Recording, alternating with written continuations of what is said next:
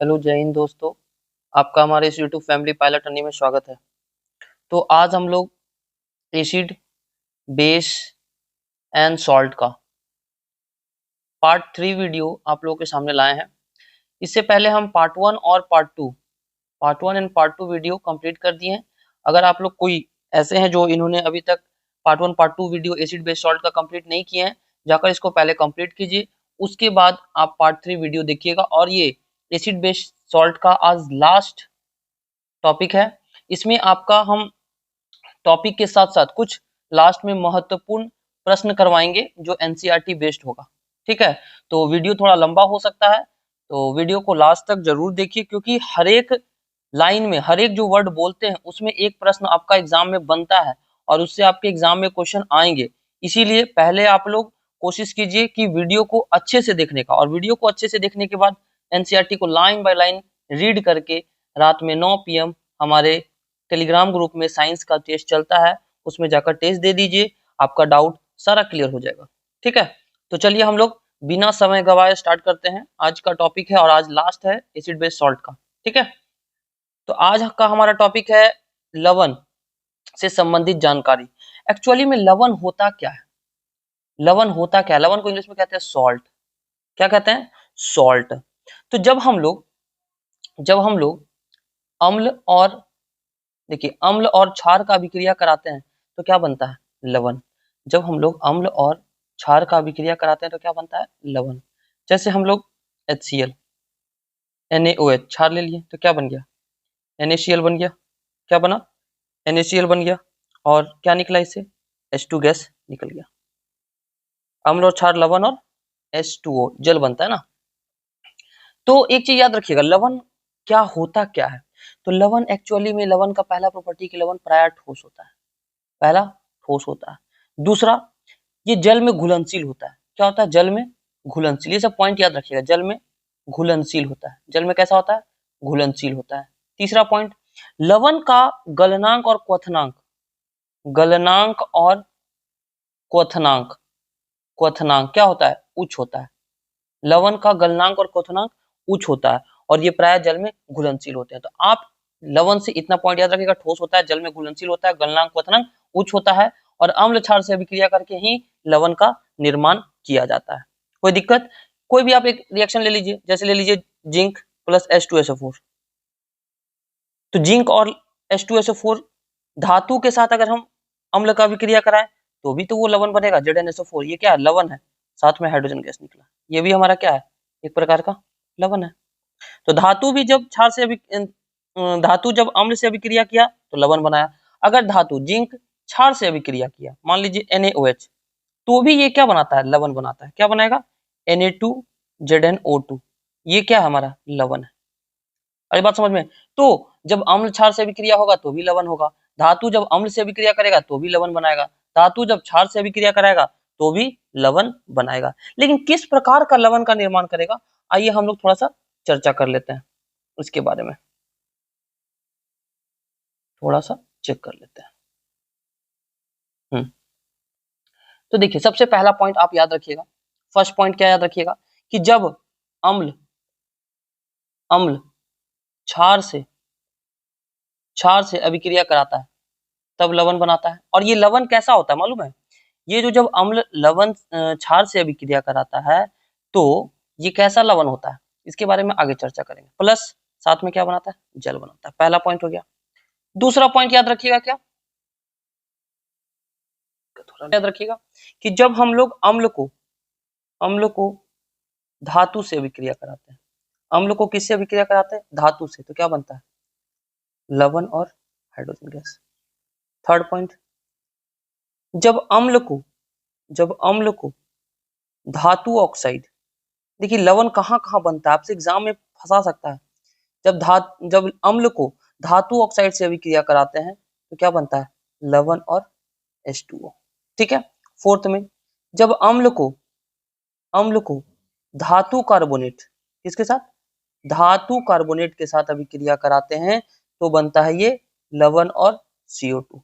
ठीक है। लास्ट में ये सब प्रोडक्ट को भी याद रखिएगा क्या आपका बन रहा है।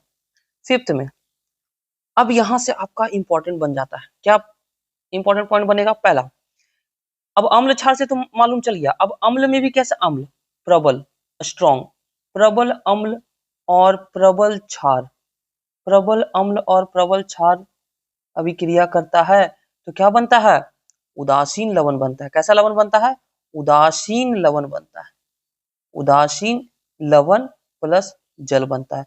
यही उदासीन लवण जो है ना, लवण जो है ना, ये NaCl है। पूछता है NaCl का निर्माण किससे होता है, तो प्रबल अम्ल और प्रबल क्षार से किसका निर्माण होता है, NaCl का। ठीक है, तो ये याद रखिएगा, प्रबल अम्ल और प्रबल क्षार पूछेगा, उदासीन लवण का निर्माण किससे होता है, ऑप्शन दे देगा, प्रबल अम्ल प्रबल क्षार, दुर्बल अम्ल प्रबल क्षार, प्रबल अम्ल दुर्बल क्षार, इस तरह से ऑप्शन देके फंसा सकता है।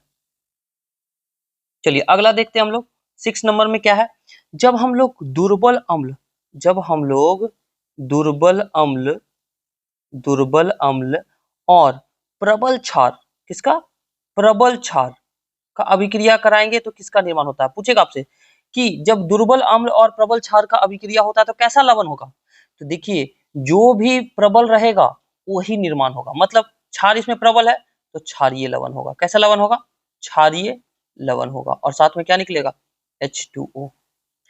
सिर्फ प्रबल अम्ल और प्रबल क्षार में दो कैसा निकलेगा लवण, उदासीन। ये एकदम याद रखिएगा, एकदम VVI है, आपके किसी भी एग्जाम में टपक सकता है। अब दुर्बल अम्ल और प्रबल क्षार, ये याद करने की आवश्यकता नहीं है। अगर आपको बोलेगा क्षारीय लवण का निर्माण कैसे होगा, तो क्षारीय लवण तभी होगा जब मेरा क्षार प्रबल होगा, स्ट्रॉन्ग होगा। ठीक है, बाकी अम्ल जो है दुर्बल रहेगा। उसी प्रकार जैसे हम आपको एक और दे दिए, एक और क्या दिए कि प्रबल अम्ल और दुर्बल क्षार, क्या दे दिए, प्रबल अम्ल और दुर्बल क्षार, प्रबल अम्ल और दुर्बल क्षार। अम्ल और क्षार से तो मालूम है, अम्ल और क्षार से निर्माण होगा किसका, लवण का, और किसका, H2O का। लेकिन कैसा लवण होगा आप खुद सोचिए, जिसमें स्ट्रॉन्ग जो रहेगा वो निर्माण होगा। तो इसमें स्ट्रॉन्ग कौन है, प्रबल अम्ल है, तो अम्लीय लवण निर्माण होगा। स्ट्रॉन्ग कौन है, एसिड है, तो एसिड सॉल्ट निर्माण होगा, अम्लीय लवण का निर्माण होगा। जो प्रबल रहेगा उसी का निर्माण होगा। इसमें प्रबल कौन था, क्षार था, तो क्षारीय लवण का निर्माण हुआ। आई बात समझ में।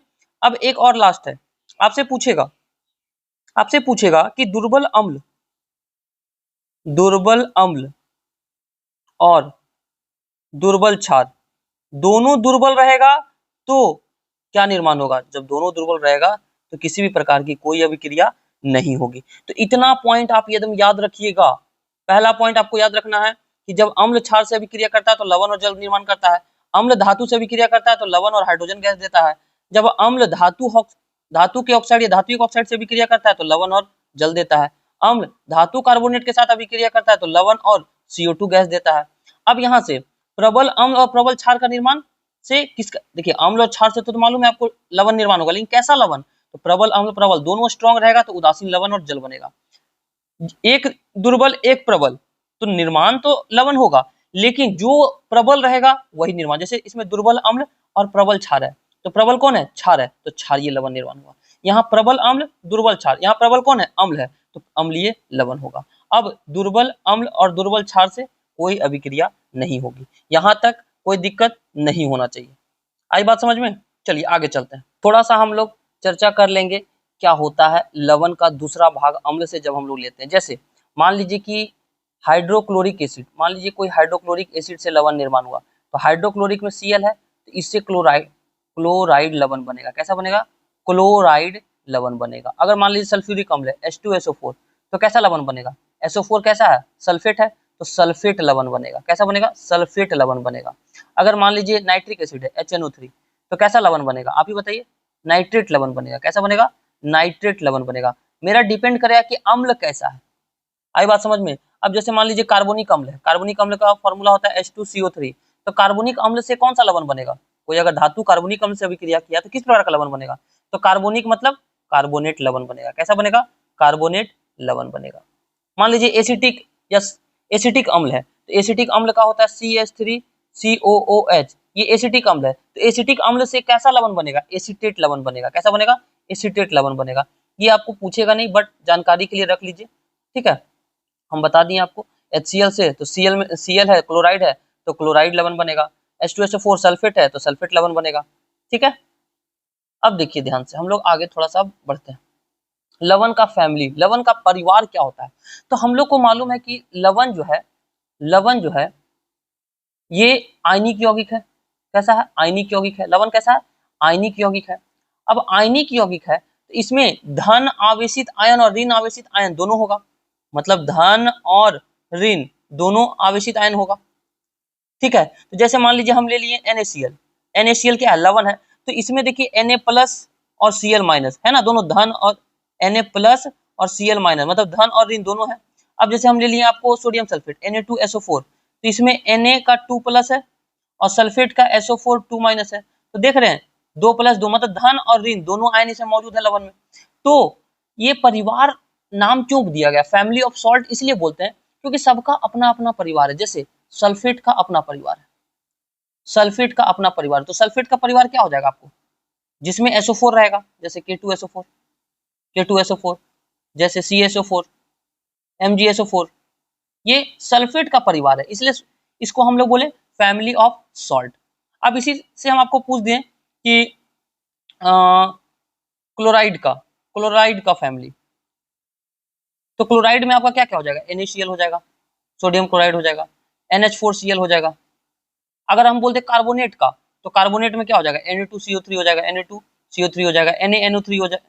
नाइट्रेट का बोलेंगे तो NaNO3, ये नाइट्रेट फैमिली है, ये कार्बोनेट फैमिली है, ये क्लोराइड फैमिली है। और अभी हम लोग देखे थे कार्बन सल्फेट फैमिली K2SO4 जिसमें सल्फेट है, वो सल्फेट फैमिली। तो ये फैमिली है लवण का। ठीक है, तो हम लोगों ने अभी क्या देखा कि लवण जो है वो निर्माण अम्ल और क्षार से होता है। ये प्रबल अम्ल प्रबल क्षार के बने होते हैं। जो उदासीन लवण होते हैं किसके बनते हैं, प्रबल और अम्ल और प्रबल क्षार के। प्रबल अम्ल प्रबल क्षार से लवण का pH 7 होता है, ये उदासीन होते हैं। इसको पढ़ लीजिएगा, क्लियर हो जाएगा। आई बात समझ में। अब हम लोग थोड़ा सा आगे बढ़ते हैं। हमारा साधारण नमक, ये साधारण नमक से रसायन ये क्या कहता है, देखिए साधारण नमक का सूत्र होता है NaCl, जिसका रासायनिक नाम होता है सोडियम क्लोराइड। क्या होता है, सोडियम क्लोराइड। ये पूछता है एग्जाम में क्वेश्चन, साधारण नमक का रासायनिक नाम सोडियम क्लोराइड और फॉर्मूला होता है NaCl। इसका निर्माण कैसे होता है मालूम है, जब क्षार NaOH और अम्ल HCl अभिक्रिया करता है तो NaCl का निर्माण होता है और H2O का निर्माण होता है। आई बात समझ में। तो एक चीज याद रखिएगा कि हम लोग सोडियम क्लोराइड, सोडियम तथा क्लोरीन यौगिक, ये यौगिक है सोडियम क्लोराइड, किसका किसका यौगिक है, पूछेगा आपसे सोडियम क्लोराइड किसका यौगिक है, तो सोडियम और क्लोरीन का यौगिक है। तो इसको प्राप्त कहाँ से करते हैं, NaCl को हम लोग कहाँ से प्राप्त करते हैं, समुद्र से। कहाँ से प्राप्त करते हैं, समुद्र जल से। कहाँ से प्राप्त करते हैं, समुद्र जल से। तो समुद्र जल में तो बहुत सारा लवण होता है, समुद्र जल में एक ही लवण NaCl थोड़ी है, उसमें बहुत सारा लवण है। उसमें से सबसे महत्वपूर्ण लवण हमारा क्या होता है, NaCl होता है। कौन होता है, NaCl होता है। इसके अलावा भी आपका sodium sulphate Na2SO4, magnesium chloride MgCl2, CaCO3, ये सभी आपको समुद्र जल में पाए जाते हैं। ठीक है, तो देखिएगा कुछ कुछ स्थान पर भूरे रंग का चट्टान के रूप में पाया जाता है। क्या है, कुछ कुछ स्थान पर भूरे रंग का चट्टान के रूप में पाया जाता है, जिसको हम लोग क्या कहते हैं, खनिज लवण कहते हैं। क्या कहते हैं, खनिज लवण कहते हैं। ठीक है, क्या कहेंगे, खनिज लवण कहेंगे। खनिज लवण कब बनेगा, जब कुछ समय अंतराल के बाद ये जो समुद्र है इसका कुछ हिस्सा सूख गया, वहां से खनिज लवण प्राप्त होगा। और खनिज लवण का खनन करने से उस कोयला के समान निर्माण होता है। तो एक चीज याद रखिएगा, जो काला नमक होता है, काला सेंधा नमक, ये भी एग्जाम में पूछता है, काला सेंधा नमक, ये इसका भी सूत्र NaCl होता है। ये जमीन से खोद कर खादान से प्राप्त किया जाता है। इस नमक में लाल चिकनी मिट्टी का कण मिला होता है। इस नमक में, काला सेंधा में क्या होता है, लाल चिकनी मिट्टी का कण मिला होता है, लाल चिकनी मिट्टी का कण मिला होता है। और ये लाल चिकनी मिट्टी का कण जो है, इसी को से हम लोग सेंधा नमक या प्राप्त करते हैं, और उसका रंग कैसा होता है, भूरा रंग होता है। सेंधा नमक का रंग भूरा होता है। तो साधारण नमक में आपका मैग्नीशियम क्लोराइड अशुद्धि के रूप में उपस्थित रहता है।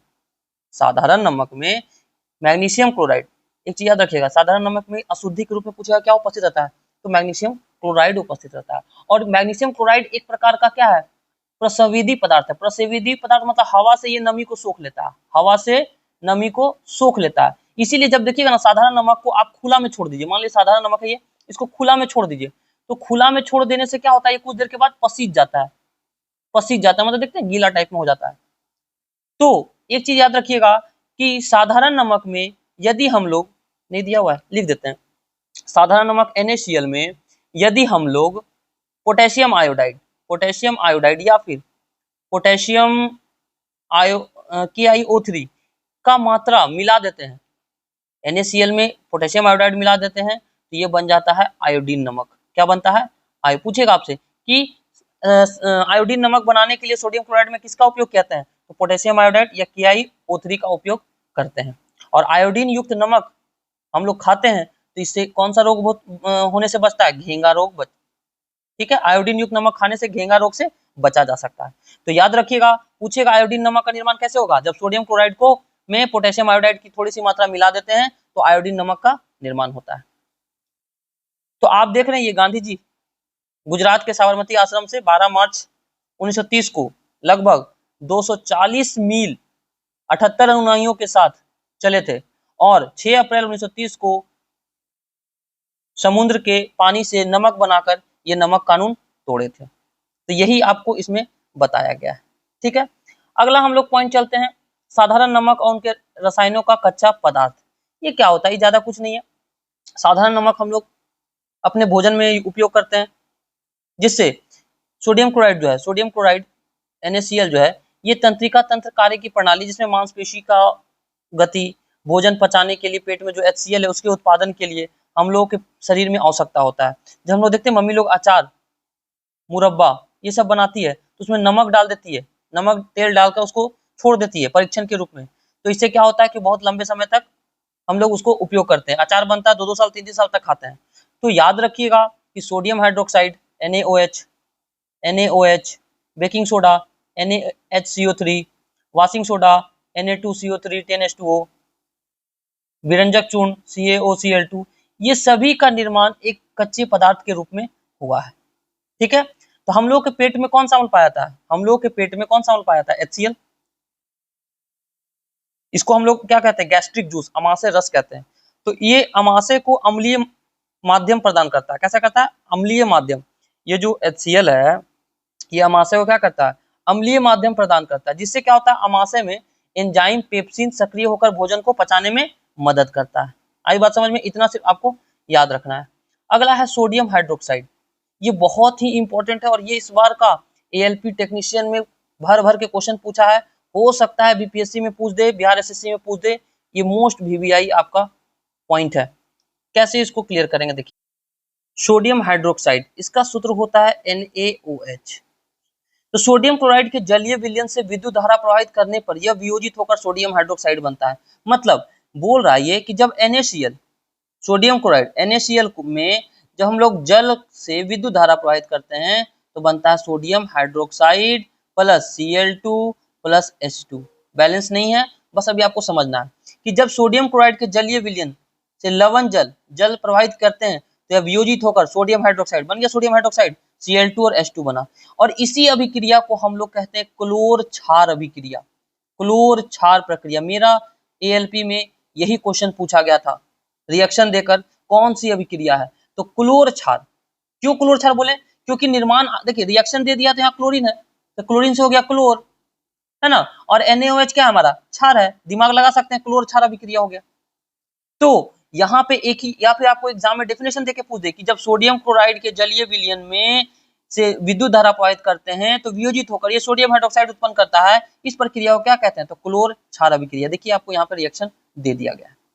तो इसमें क्या होता है? देखिए, इसमें क्लोरीन गैस एनोड पर मुक्त रहती है, विद्युत अपघटन से क्लोरीन गैस एनोड पर, और हाइड्रोजन और NaOH, हाइड्रोजन और NaOH का नीचे आसपास होगा कहीं, हाँ NaOH दिख रहा है, NaOH ये आपका हाइड्रोजन और NaOH, इसमें साथ में प्लस जोड़ लिएगा NaOH, ये जो है आपका कैथोड पर चला जाता है, मुक्त होता है। तो कैथोड पर सोडियम हाइड्रोक्साइड का विलयन और हाइड्रोजन गैस निर्माण होता है, लेकिन एनोड पर पूछेगा किसका निर्माण होता है?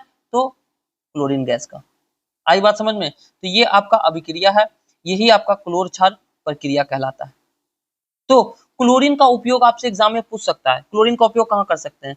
तो इसको विरंजक चूर्ण बनाने में करते हैं, विरंजक चूर्ण बनाने में करते हैं, रोगाणुनाशक में करते हैं, रोगाणुनाशक में करते हैं, ये सभी में आपका विरंजक चूर्ण का उपयोग किया जाता है। आई बात समझ में? तो याद रखिएगा क्लोर क्षार में आपका ये रिएक्शन एकदम महत्वपूर्ण है। ये VVI रिएक्शन है आपका, BPSC, बिहार SSC किसी भी एग्जाम में आपको पूछ सकता है। ठीक है, तो जब हम लोग थोड़ा क्लोरीन का उपयोग देख लिए, थोड़ा हाइड्रोजन का उपयोग देख लेते हैं। हाइड्रोजन का उपयोग करते हैं HCl के उत्पादन में, खाद बनाने में, खाद में पूछेगा कैसे, तो खाद के लिए जब हम लोग अमोनिया बनाते हैं NH3, तो अमोनिया में क्या हाइड्रोजन रहता है कि नहीं रहता है? द्रव हाइड्रोजन के रूप में, द्रव हाइड्रोजन के रूप में, द्रव हाइड्रोजन के रूप में रॉकेट ईंधन में प्रयोग करते हैं हाइड्रोजन का। ठीक है, अब क्लोरीन का उपयोग तो देख ही लिए, विरंजक चूर्ण में रोगाणुनाशक के रूप में। हाँ, कपड़ों और कागज में रंग को विरंजित करने के लिए, कपड़ों और कागज में रंग को विरंजित करने के लिए क्लोरीन का उपयोग करते हैं। तो क्लोरीन का उपयोग देख लिए, हाइड्रोजन का उपयोग देख लिए, तो एक सोडियम हाइड्रोक्साइड को क्यों छोड़े, उसका भी उपयोग देख लेते हैं, हो सकता है किसी किसी एग्जाम में टपक जाए। तो याद रखिएगा सोडियम हाइड्रोक्साइड, इसका उपयोग कहाँ कहाँ करते हैं, 2-3 पॉइंट बता देते हैं। धातु से ग्रीस हटाने में, धातु से ग्रीस हटाने में, या ग्रीस जो बोलिए, ग्रीस हटाने में। दूसरा, बॉक्साइट अयस्क के शुद्धिकरण में, जब हम लोग बॉक्साइट अयस्क को शुद्धि करते हैं, बॉक्साइट अयस्क के शुद्धिकरण में, बॉक्साइट अयस्क के शुद्धिकरण में। तीसरा, साबुन, साबुन, अपमार्जक, अपमार्जक और कागज के निर्माण में, कागज के निर्माण में। आई बात समझ में? अब हम लोग चलते हैं ब्लीचिंग पाउडर के पास, बहुत ही इंपॉर्टेंट है ये सब टॉपिक आपका। ब्लीचिंग पाउडर, ब्लीचिंग पाउडर का सूत्र होता है CaOCl2 और इसका रासायनिक नाम होता है, नाम से देखिए, Ca से हो गया कैल्शियम, कैल्शियम, O से हो गया ऑक्सी, बीच में वो है ना कैल्शियम ऑक्सी, और Cl2 का मतलब तो बताइए क्लोराइड, तो कैल्शियम ऑक्सी क्लोराइड। कोई नाम याद करने की जरूरत नहीं है, सिर्फ फॉर्मूला याद रखिएगा विरंजक चूर्ण का CaOCl2, Ca से हो गया कैल्शियम, O से ऑक्सीजन, Cl2 से क्लोराइड, तो कैल्शियम ऑक्सी क्लोराइड, जिसका फॉर्मूला आपका CaOCl2। अब आपसे एग्जाम में पूछेगा विरंजक चूर्ण में कौन कौन सा यौगिक रहता है, कौन कौन सा तत्व रहता है, तो याद रखिएगा कैल्शियम ऑक्सीजन क्लोरीन। बोलेगा विरंजक चूर्ण में कौन सा यौगिक नहीं रहता है, पहला ऑप्शन कैल्शियम, दूसरा ऑक्सीजन, तीसरा क्लोरीन, चौथा हाइड्रोजन। क्या मारिएगा, कौन सा यौगिक नहीं रहता है, तो हाइड्रोजन नहीं रहता है। इस तरह से एग्जामिनर आपको फंसा सकता है, बस ध्यान रखिएगा फॉर्मूला को। ठीक है, चलिए थोड़ा सा इसके बारे में चर्चा हम लोग कर लेते हैं कि इसको बनाते कैसे हैं। तो इसको बनाने के लिए हम लोग ठोस बुझे हुए चूना, ये क्या है हमारा बुझा हुआ चूना, CaOH को क्या कहते हैं, बुझा हुआ चूना, बुझा हुआ चूना। तो ठोस बुझा हुए चूने पर 313 केल्विन, 313 केल्विन क्लोरीन गैस प्रवाहित करने पर विरंजक चूर्ण का निर्माण होता है। पूछेगा शुष्क बुझे हुए चूने पर क्लोरीन की क्रिया से विरंजक चूर्ण का निर्माण होता है, तो ये तो दे दिया, लेकिन कितने टेम्परेचर पर, तो टेम्परेचर याद रखिएगा 313 केल्विन प्रवाहित करने पर विरंजक चूर्ण का निर्माण होता है। विरंजक चूर्ण का उपयोग हम लोग कहाँ कहाँ करते हैं, तो वस्त्र उद्योग में सूती और लिनन विरंजक के लिए, कागज की फैक्ट्री में, लकड़ी के मज्जा और लॉन्ड्री में कपड़े साफ करने के लिए, कई रासायनिक उद्योग में उपचायक के रूप में, पीने वाले जल से जीवाणु को मुक्त करने में। ठीक है, किसी प्रकार के आप बोलिएगा क्लोरोफॉर्म के निर्माण में भी, एक चौथा पॉइंट याद रखिए, क्लोरोफॉर्म के निर्माण में भी होता है, क्लोरोफॉर्म के निर्माण में भी होता है। तो ये ब्लीचिंग पाउडर का एक दो गुणधर्म याद रखिएगा। गुणधर्म क्या हम बता देते हैं एक्स्ट्रा, कि ये हल्का पीले सफेद चूर्ण होता है। कैसा होता है, पीला सफेद चूर्ण, पीला सफेद चूर्ण, सफेद चूर्ण होता है। और इसमें क्लोरीन जैसा गंध होता है, किसके जैसा गंध होता है, क्लोरीन के जैसा गंध होता है। और वायुमंडल में अगर खुला छोड़ दें तो इससे क्लोरीन गैस बाहर निकल जाती है, वायुमंडल में अगर खुला छोड़ दें तो क्लोरीन गैस विरंजक चूर्ण से बाहर निकल जाती है। ये था आपका विरंजक चूर्ण के बारे में, कैसे निर्माण होता है इसको याद रखिएगा। जब हम लोग कैल्शियम ऑक्सीक्लोराइड मतलब ठोस बुझे हुए चूने पर Cl2 गैस प्रवाहित करते हैं 313 डिग्री केल्विन, तो हमारा बन जाता है ब्लीचिंग पाउडर। अगला हम लोग देखते हैं, बहुत मोस्ट वीविया, ये बेकिंग सोडा।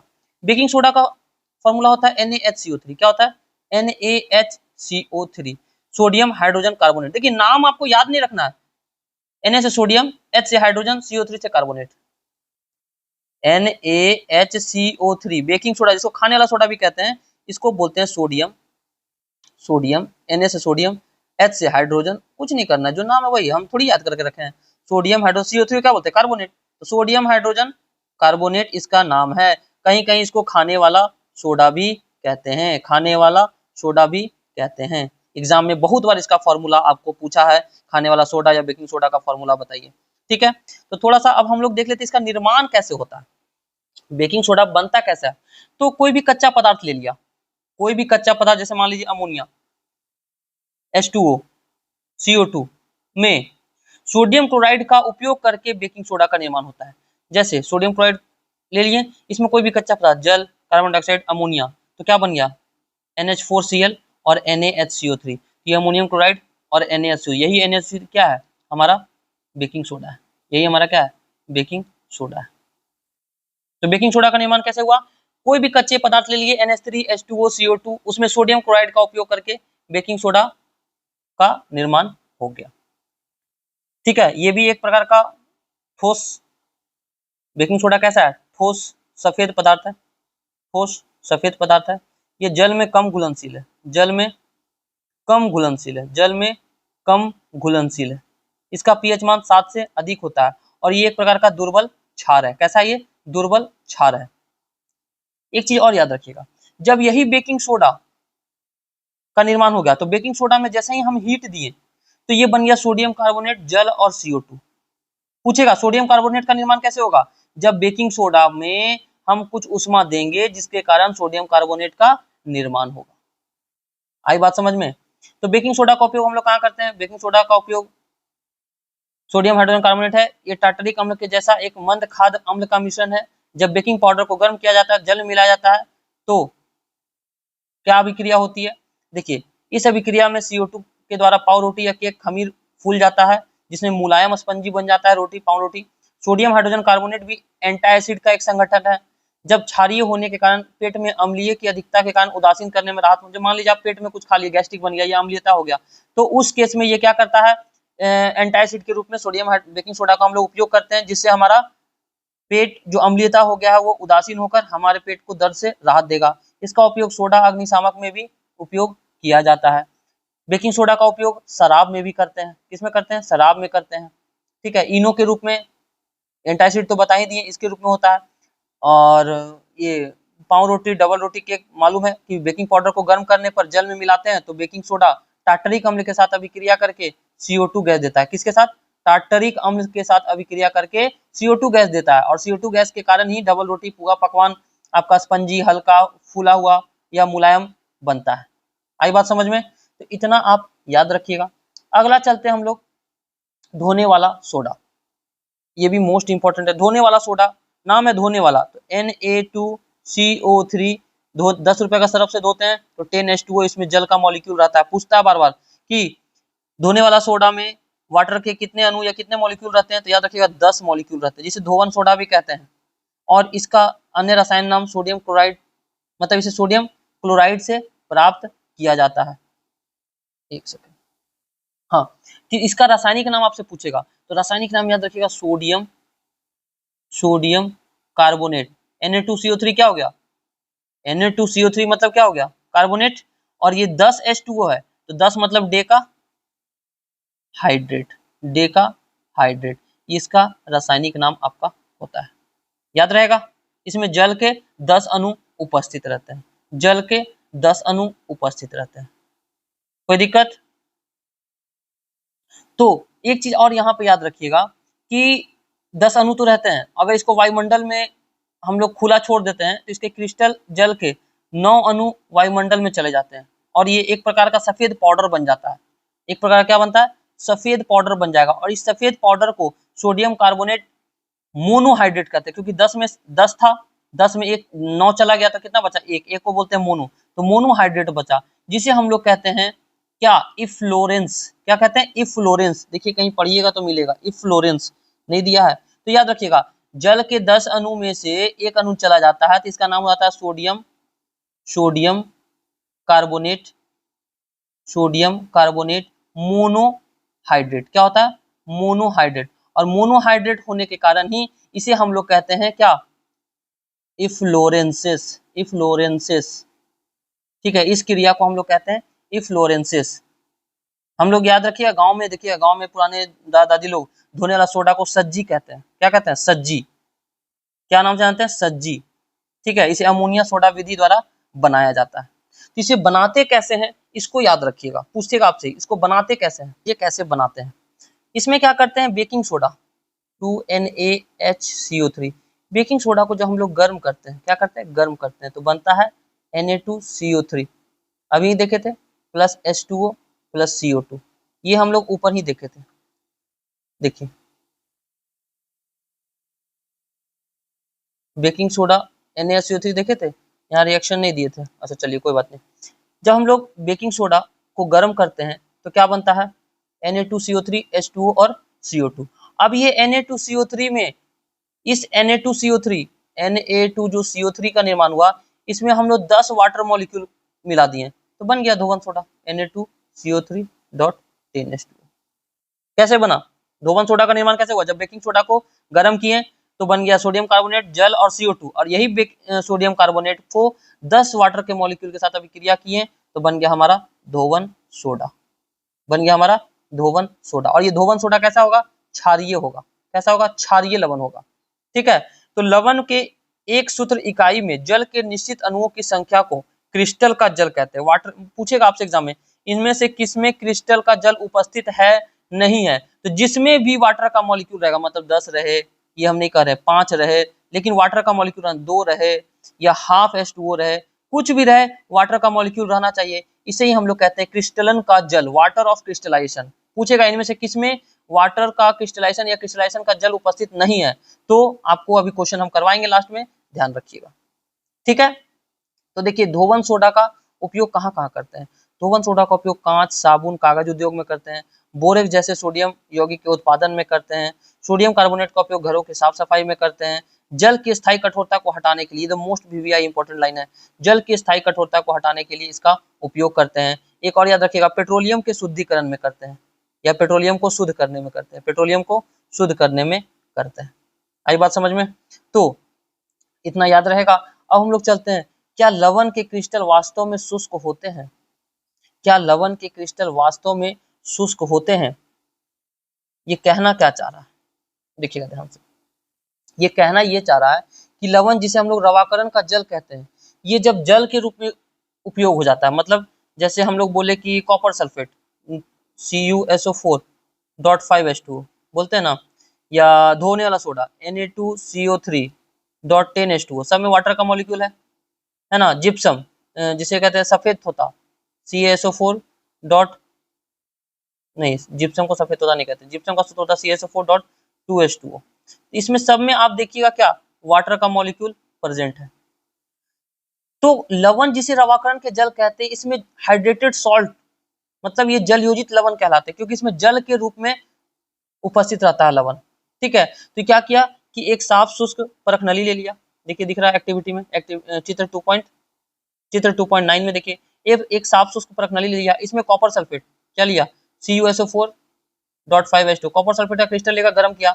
गर्म करने से क्या हुआ, कॉपर सल्फेट का नीला रंग धीरे धीरे श्वेत होने लगा, और देखिए किनारे किनारे वाटर का मॉलिक्यूल इस बीकर में सटने लग गया, जल के अणु। तो इससे क्या पता चला कि कॉपर सल्फेट के क्रिस्टल में जल के अणु उपस्थित है। जब हम गर्म किए कॉपर सल्फेट को तो ये उजला रंग होने लग गया, और इसमें जो पानी था, पानी का मॉलिक्यूल के कारण ये नीला रंग का था, तो पानी का मॉलिक्यूल बीकर के किनारे से होने लगा और ये सफेद रंग का होने लगा। ठीक है, तो सफेद रंग का होने लगा, तो इससे मालूम चला कि जो हमारा कॉपर सल्फेट का क्रिस्टल है उसमें जल का अणु उपस्थित है, और कॉपर सल्फेट के क्रिस्टल में जल है, तो क्रिस्टल को गर्म करने से क्या हो गया, जल हमारा हट गया और किनारे किनारे इस बीकर में आ गया, और उस लवण का रंग कैसा हो गया, सफेद हो गया। अब हम क्या किए, उसको छोड़ दिए गर्म करना, इसको गर्म करना बंद कर दिए। तो गर्म करना बंद किया, जैसे ही ये पानी है नीचे जाके क्रिस्टल में मिला, फिर इसका रंग नीला हो गया, फिर इसका रंग नीला हो गया। तो इससे ये पता चला कि क्रिस्टलीकरण का मतलब है कि उसमें जल के अणु उपस्थित होते हैं। और CuSO4.5H2O को हम लोग नीला थोथा कहते हैं, इसको क्या कहते हैं, नीला थोथा कहते हैं। ठीक है, जिसे सामान्य में तुतिया भी कहते हैं, तुतिया। आई बात समझ में, ये एक्टिविटी पढ़ लीजिएगा। जिप्सम में आपका CaSO4.2H2O उपस्थित रहता है, वाटर का मॉलिक्यूल इसमें उपस्थित रहता है। हाँ, तो अब हम लोग थोड़ा सा देख लेते हैं किसके बारे में, प्लास्टर ऑफ पेरिस। जिप्सम का फॉर्मूला मालूम है ना, CaSO4.2H2O, याद रखिएगा एग्जाम में पूछेगा, CaSO4.2H2O होता है। और एक चीज याद रखिएगा, आयरन सल्फेट FeSO4.7H2O, हरा थोथा जिसको कहते हैं, क्या कहते हैं, हरा थोथा। और एक होता है जिंक सल्फेट, सफेद थोथा, ZnSO4.5H2O, नहीं सॉरी 7H2O, ZnSO4.7H2O, इसे कहते हैं सफेद थोथा, और नीला थोथा कॉपर सल्फेट को कहते हैं। इतना याद रखिएगा। अब हम लोग देखते हैं प्लास्टर ऑफ पेरिस का निर्माण कैसे होता है। ये भी आपका बहुत ही मोस्ट इंपॉर्टेंट है, plaster of Paris. Plaster of Paris, तो जब जिप्सम को, प्लास्टर ऑफ पेरिस का पहले फॉर्मूला जान लीजिए, CaSO4 डॉट हाफ H2। नहीं याद रहेगा तो पेरिस हम लोग जाते हैं हाफ पैंट पहन के। पेरिस कैसे जाएंगे घूमने? हाफ पैंट पहन के। तो इसमें हाफ वाटर का मॉलिक्यूल रहेगा, कैल्शियम सल्फेट तो रहेगा, हाफ वाटर का मॉलिक्यूल रहेगा। तो इसका निर्माण कैसे करते हैं? प्लास्टर ऑफ पेरिस को हम लोग शॉर्ट में लिखते हैं POP। कहीं कहीं हम POP यूज करेंगे तो ये मत सोचिएगा POP क्या है, POP प्लास्टर ऑफ पेरिस है। तो जब हम लोग जिप्सम को इस्पात के बर्तन में, जिप्सम को इस्पात के बर्तन में 373 केल्विन गर्म करते हैं, तो जल का 1.5 अणु त्याग करके वो प्लास्टर ऑफ पेरिस बनाता है। जैसे देखिए जिप्सम, जैसे कहाँ गया प्लास्टर ऑफ पेरिस, चलिए हम लोग देख लेते हैं एक रिएक्शन, CaSO4 डॉट 2H2O। इसको हम लोग गर्म किए 373 केल्विन पर, स्पेस नहीं मिल रहा, हाँ चलिए यहाँ पर देख लेते हैं रिएक्शन। जब हम लोग जिप्सम को CaSO4 डॉट 2H2O, इसको हम लोग गर्म किए कितने डिग्री केल्विन पर? 373 केल्विन पर।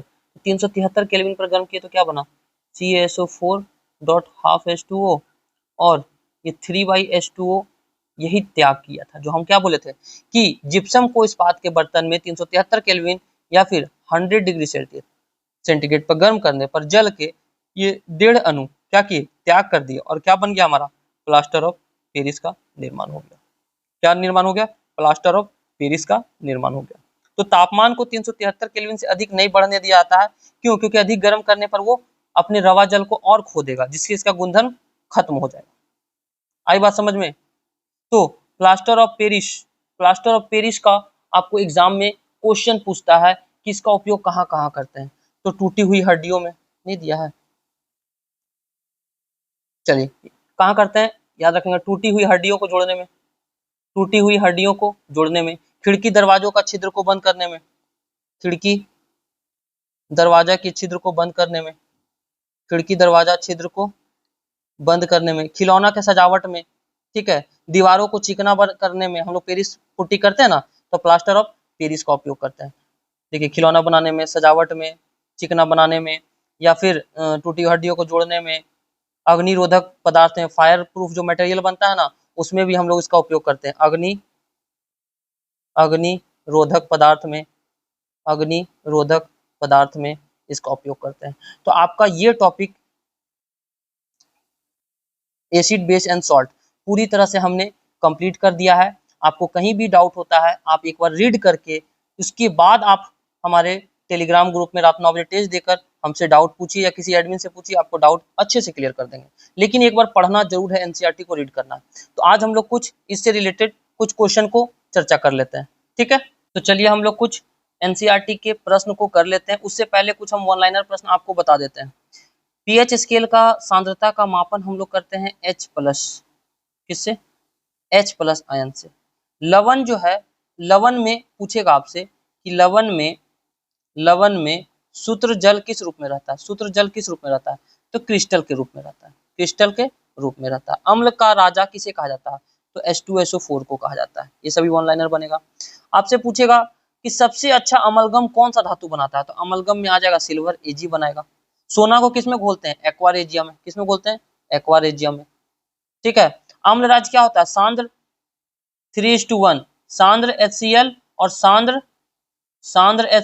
सांद्र HNO3, ये याद रखिएगा, ठीक है।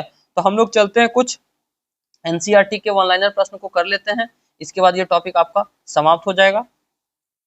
चलिए देखिए, पीतल और तांबे के बर्तन में दही एवं खट्टे पदार्थ क्यों नहीं रखे जाते हैं?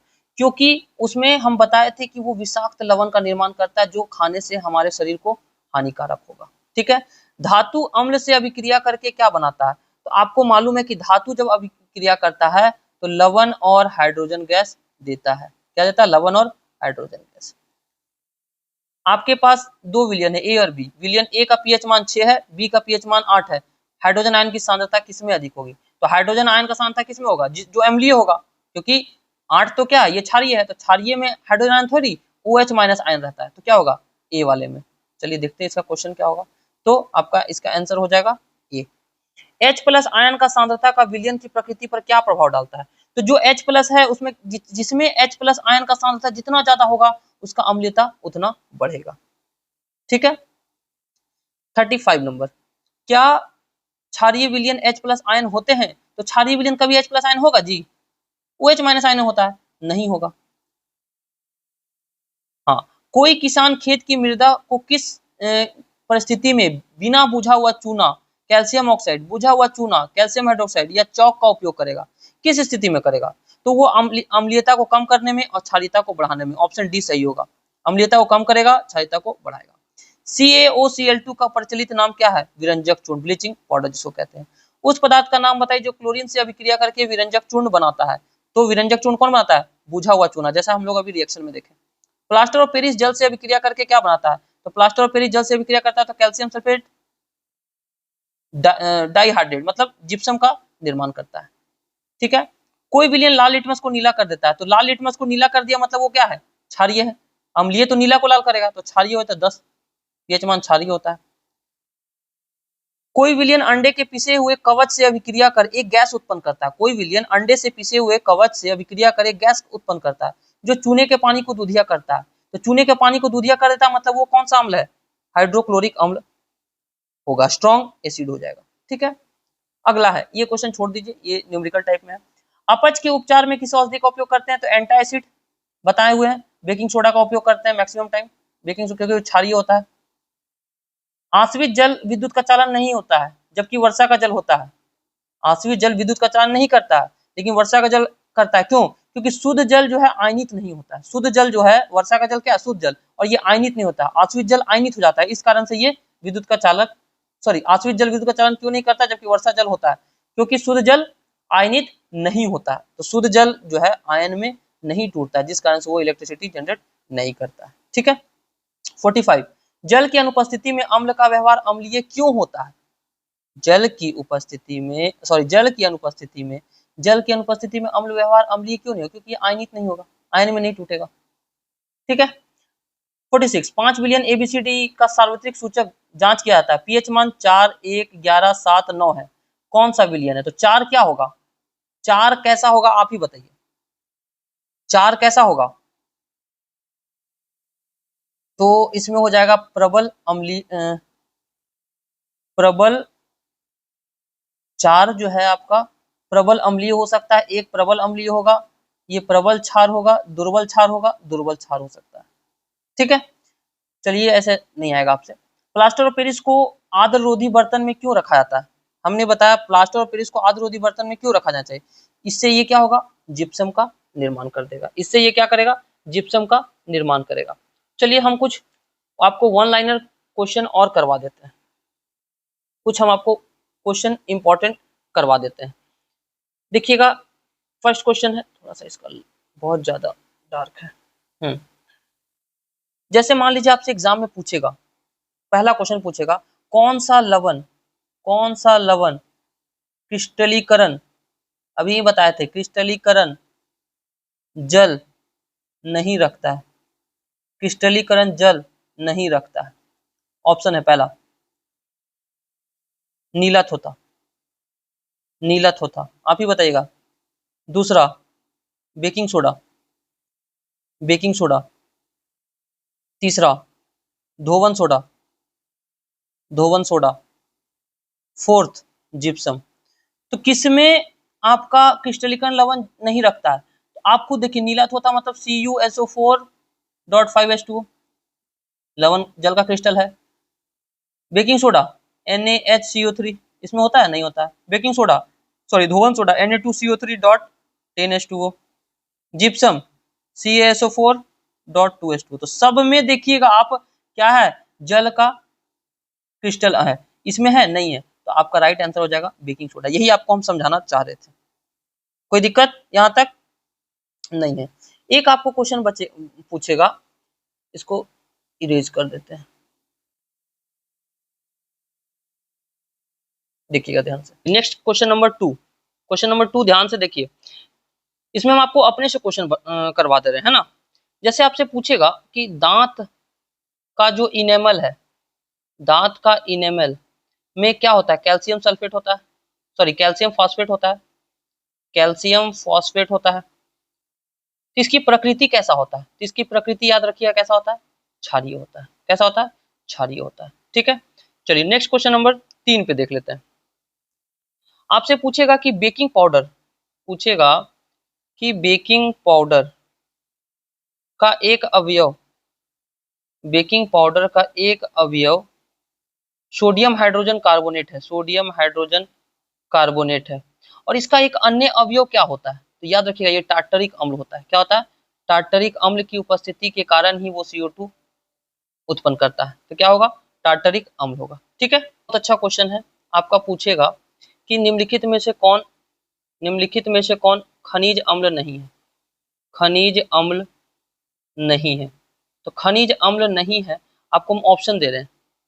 पहला ऑप्शन HCl, दूसरा साइट्रिक अम्ल या सिट्रिक अम्ल, सिट्रिक अम्ल, तीसरा सल्फ्यूरिक अम्ल और चौथा नाइट्रिक अम्ल। तो जो ज्यादा प्रबल अम्ल है वो आपका खनिज अम्ल होता है। तो इसमें कौन प्रबल अम्ल नहीं है? सिट्रिक। तो ये हमारा खनिज अम्ल नहीं है, बाकी सब ये तीनों खनिज अम्ल है। ठीक है, आपसे एग्जाम में एक क्वेश्चन बन सकता है कि जो दृष्टि दोष युक्त विद्यार्थी है उसके लिए आप कौन सा अम्ल सूचक क्षार का रूप में प्रयोग करेंगे? तो याद रखिएगा दृष्टि दोष युक्त विद्यार्थी को हम लोग वैनिला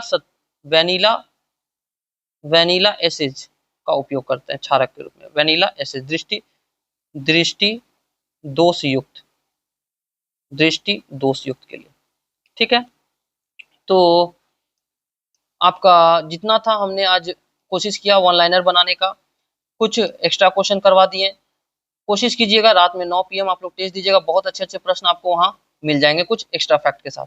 और जैसा कि आप लोग बोल रहे थे कि बिहार SSC CGL 4 का वैकेंसी आ चुका है, इसके रिगार्डिंग बुक लिस्ट और स्ट्रेटजी क्या होगा, तो हम बहुत जल्द आप लोग के लिए शेड्यूल बना रहे हैं। बहुत जल्द ये शेड्यूल आप लोग के बीच जारी करेंगे। ठीक है, तो आप लोग देखिए ये सिलेबस हम लोग बिहार SSC CGL के लिए बना रहे हैं कि क्या क्या आपको पढ़ना है मैथ में, रीजनिंग में, साइंस में, जीके में। इसके रिगार्डिंग बहुत जल्द आप लोगों को वीडियो आ जाएगा। ठीक है, तो मिलते हैं नेक्स्ट वीडियो में।